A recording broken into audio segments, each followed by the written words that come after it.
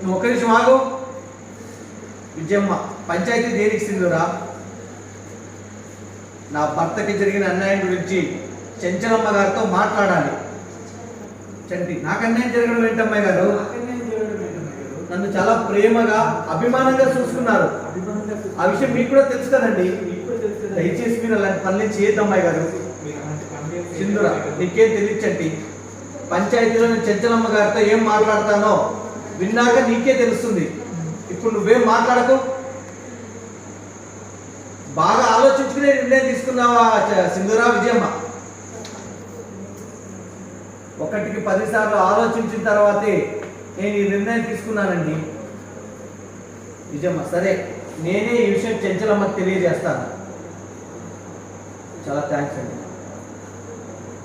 అలివేణి, అదే అమ్మ సింధూరా, ఇప్పుడు ఈ గొడవలన్నీ అవసరమా?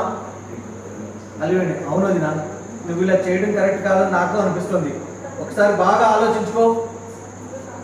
ఆదినారాయణ, పెద్దవాడిగా చెప్తున్నాను, ఇంకోసారి ఆలోచించుకోమ్మా.